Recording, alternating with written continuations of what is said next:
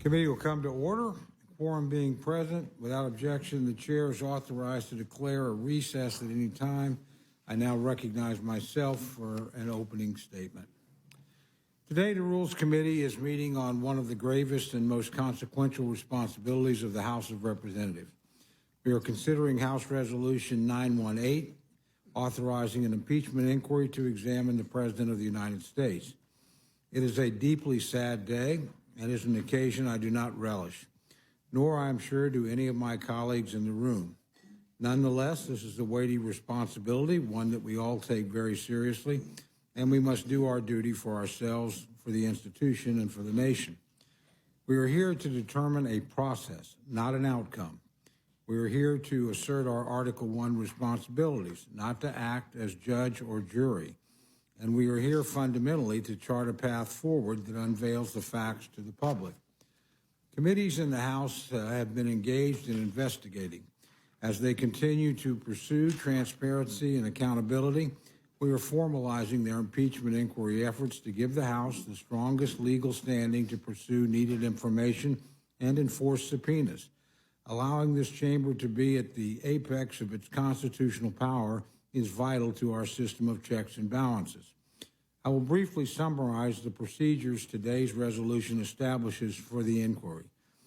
First, it charges the Committee on Oversight and Reform, the Committee on Ways and Means, and the Committee on the Judiciary with continuing the existing inquiry. It provides procedures for conducting hearings and calling and questioning witnesses. It grants the minority equal time to question and request witnesses. It ensures investigating committees can prepare and transmit reports and documents to the Committee on the Judiciary, which traditionally considers impeachment. It gives the President and his counsel opportunities to participate in proceedings before the Committee on the Judiciary. Finally, it authorizes the Committee on the Judiciary to report to the House of Representatives resolutions, articles of impeachment, or other recommendations. If these procedures sound familiar, they should. In preparing this draft resolution, we have followed the blueprint House Democrats followed in 2019 and have drafted this resolution to closely follow House Resolution 660 from the 116th Congress. I know my friends in the minority will point out the obvious. House Republicans expressed concerns with this approach and did not support these procedures previously. How then can we support them now? The answer is, of course, that what the then majority Democrats did in 2019 is now a precedent of the House of Representatives. Having created this procedure in 2019, it's appropriate that we follow it in 2023. Before I conclude, I know today's hearing may well be a heated one. This is a difficult topic, one that sparks passions on both sides. In 2019, under the leadership of my friend, our ranking member, we were able to push through our markup with a minimum of rancor. I'm hopeful that we will again be able to do so today. Every person in this room is here because we care about this great nation of ours. Everyone is here because we believe we can make America a better place for all of our citizens. No one here, least of all myself, relishes meeting on this topic today, but I know that we will do our duty, difficult as today may be. I now yield to my very good friend, our ranking member, Mr. McGovern, for any remarks he wishes to make. Well, thank you very much, Chairman Cole. And I just want to respond to something you said. We are not here to begin a proceeding. There's been an impeachment inquiry from day one that has been going on here.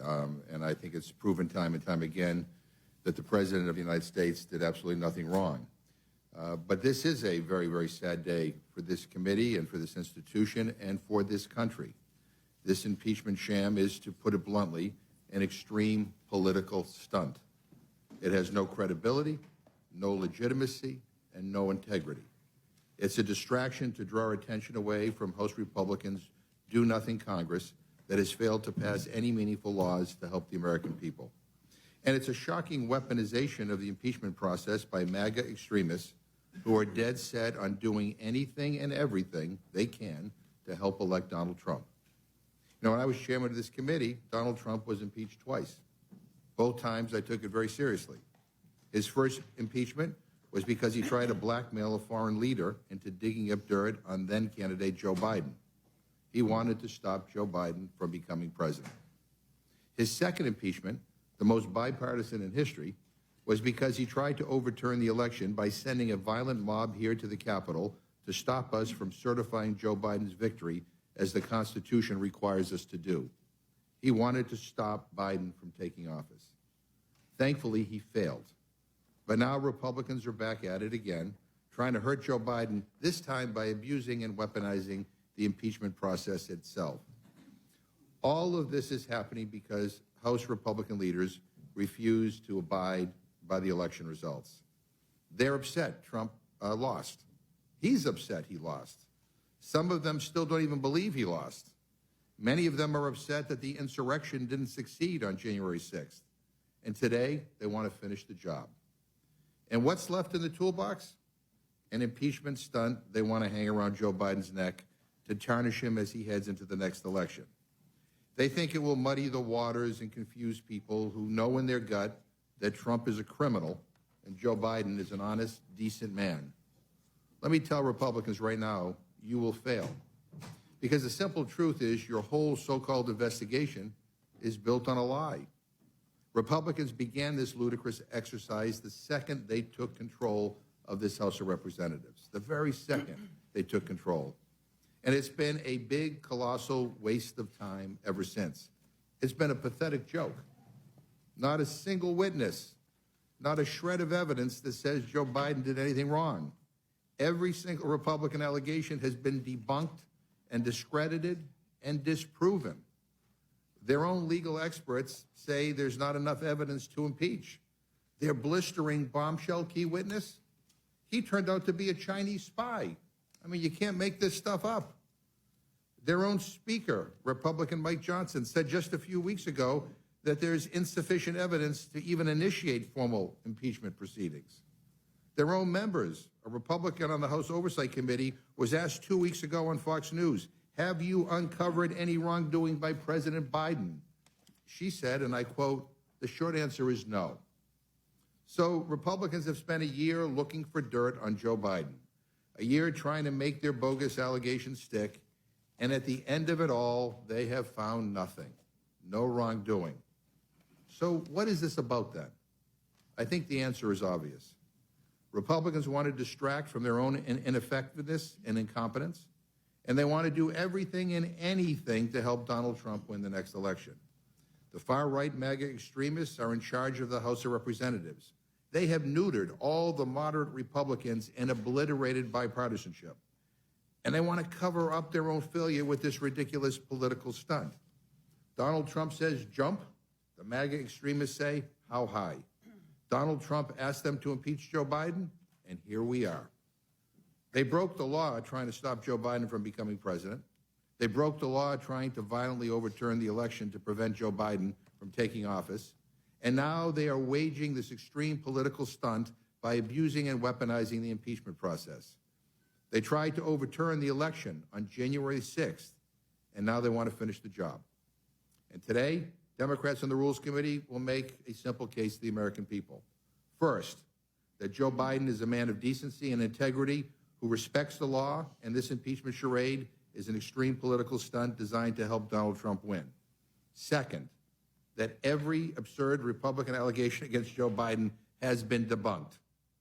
Third, that despite this fraudulent process, Republicans have received extraordinary cooperation from the White House.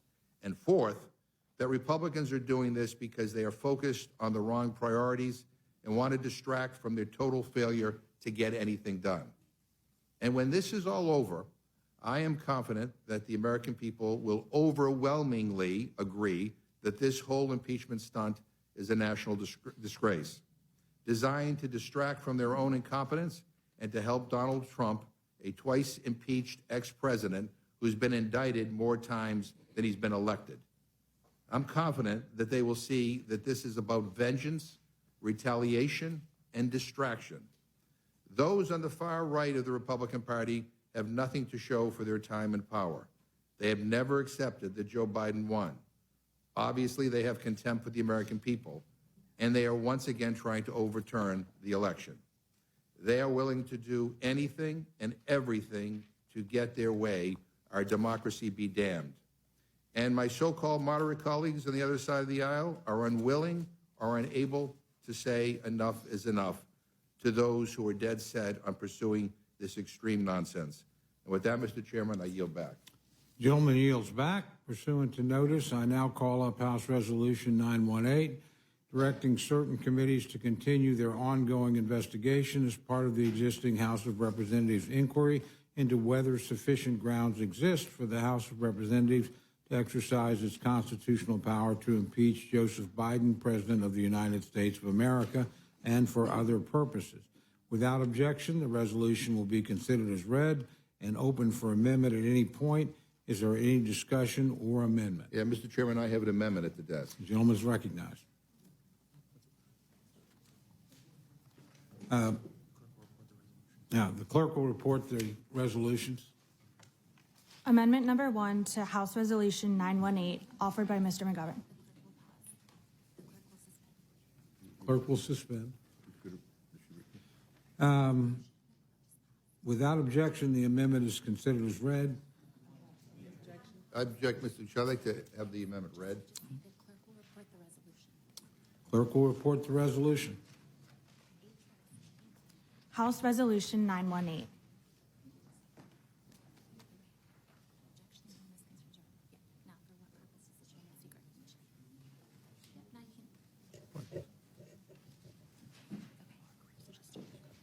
Just for the purpose, does the gentleman seek recognition? Yes, I would. Okay. The clerk will report the amendment. Amendment number 1 to House Resolution 918, offered by Mr. McGovern. Before the resolve clause, insert the following. Whereas President Biden began his lifetime of public service serving on the Newcastle County Council before becoming one of the youngest people ever elected to the United States Senate at age 29. Whereas President Biden honorably represented Delaware for 36 years in the Senate before being elected vice president and ultimately president, where he has rebuilt our standing on the world stage and overseen the strongest job growth in American history. And whereas Donald Trump was impeached on a bipartisan basis, has been found liable for sexual abuse and for committee fraud and lying about his net worth, has been impeached twice, and is facing a total of 91 felony charges across 4 different state and federal criminal cases. Now, therefore, be it. Mr. Chairman. Gentleman's recognized. Thank you, Mr. Chairman. So the purpose of this amendment is to clarify that there is no comparison between the honesty and integrity of President Joe Biden and the dishonesty and lawlessness of Donald Trump. President Biden is a decent man, an honorable man. He follows the law and cares about upholding his oath of office. President Biden has dedicated his entire career to public service, a great personal cost to himself and to his family. President Biden has rebuilt our standing on the world stage. He has overseen the strongest job growth in American history. He has passed one of the most ambitious legislative agendas I have seen during my entire time in Congress. And my Republican colleagues know this. They know Joe Biden is a good man and that Donald Trump is a criminal. So they want to put something on the other side of the scale because they know that Trump's guilty as hell.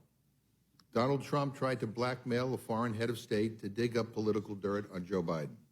Donald Trump tried to overturn an election because he lost to Joe Biden, sending a violent mob here to the Capitol on January 6th to try to stop the certification of the election. Donald Trump's kids stole money from a cancer charity. Donald Trump's son-in-law took $2 billion from the Saudi government in a deal so shady that it would make even Richard Nixon blush. Donald Trump has been indicted more times than he's been elected. And it's clear to me why Republicans are going after Joe Biden and trying to drag his name through the mud. They want to help normalize Donald Trump's corruption and criminality. They want to convince people that everyone does it, so it doesn't matter. Well, guess what? Everyone doesn't do it, and it does matter. There's no comparison, none whatsoever, between the decency, civility, and public service of Joe Biden and the criminality, corruption, and abuse of power of Donald Trump. Republicans launched this absurd inquiry almost a year ago. And here's what we've learned. We've learned that this investigation has received extraordinary cooperation from the Biden administration and has yielded mountains of proof that all confirms President Biden follows and respects the law. We've learned that President Biden is a good dad, that he loves his son unconditionally. We've learned that his son, Hunter, lost his mom and sister in a terrible car accident. He lost his brother to cancer. This is someone with a lot of trauma in his life and who sadly turned to drugs. And we've seen that Republicans have sought to weaponize that trauma and use it to attack President Biden and his family. Frankly, it's just disgusting. I mean, we literally had Marjorie Taylor Greene hold up explicit photos of Hunter Biden at a committee hearing. And it's unclear to me whether Republicans are so full of it that they actually believe this stuff or it's all for show. But either way, I find it to be so awful and just really offensive and quite frankly rotten. And after 10 months of digging and tens of thousands of pages of documents, all Republicans have proven is that President Biden did nothing wrong. But they don't care that they've found no evidence because for them, this is all just about weaponizing and abusing the impeachment process in order to hurt President Biden. Quote, "They did it to me." That's what Trump said in an interview a few months ago. I further quote, "And had they not done it to me, I think," and nobody officially said this, but I think had they not done it to me, perhaps you wouldn't have it being done to them, end quote. Now let that sink in. The whole impeachment stunt is happening because the former president demanded that MAGA extremists in Congress impeach Joe Biden. They don't care about the evidence. They don't care about the truth. They don't care about the damage this will do to our country or to this institution. Quote, "Either impeach the bum or fade into oblivion." That's what the former president says on social media. Either impeach the bum or fade into oblivion. So that's why we're here today. And with that, Mr. Chairman, I urge adoption of my amendment, and I yield back. Gentleman yields back. Is there further discussion or debate on the amendment? Hearing none, the questions on the amendment. All those in favor signify by saying aye. Aye. Those opposed say no. No. Opinion of the chair, the noes have I it. ask for a roll call. Roll call has been requested. The clerk will call the roll. Mr. Burgess. Mr. Burgess, no. Mr. Reschenthaler. Mr. Reschenthaler, no. Mrs. Fishbach. Mrs. Fishbach, no. Mr. Massey. Mr. Massey, no. Mr. Norman. Mr. Norman, no. Mr. Roy. Mr. Roy, no. Mrs. Houchin. Mrs. Houchin, no. Mr. Langworthy. Mr. Langworthy, no. Mr. McGovern. Aye. Mr. McGovern, aye. Ms. Scanlon. Aye. Ms. Scanlon, aye. Mr. Neguse. Mr. Neguse, aye. Ms. Leisure-Fernandez. Ms. Leisure-Fernandez, aye. Mr. Chairman. No. Mr. Chairman, no. Clerk will report the total. 4 yeas, 9 nays. The noes have it. The amendment's not agreed to. There are further amendments. Mr. Chairman, I have an amendment at the desk. Gentlelady from New Mexico is recognized. Mr. Chair, You would, Mr. Chair, I have an amendment at the desk. okay. Clerk will report the amendment. Amendment number 2 to House Resolution 918, offered by Ms. Leisure-Fernandez.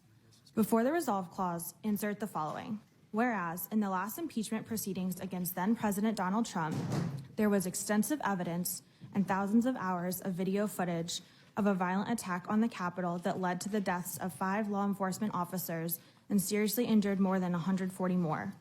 Whereas the violent attack on the Capitol delayed a constitutional electoral proceeding while Trump, who incited the attack, watched it unfold for hours without intervening, according the testimony of Trump staffers before the United States House Select Committee on the January 6th attack. Whereas the evidence in the 2021 impeachment proceedings against then-President Donald Trump showed that Trump sought to overturn the election and interfere with the peaceful transfer of power for the first time in United States history. Whereas such evidence led to a bipartisan impeachment in the House, a bipartisan vote of 57 senators to convict Trump in the Senate, and a federal criminal indictment related to the January 6th assault in efforts to overturn the 2020 election.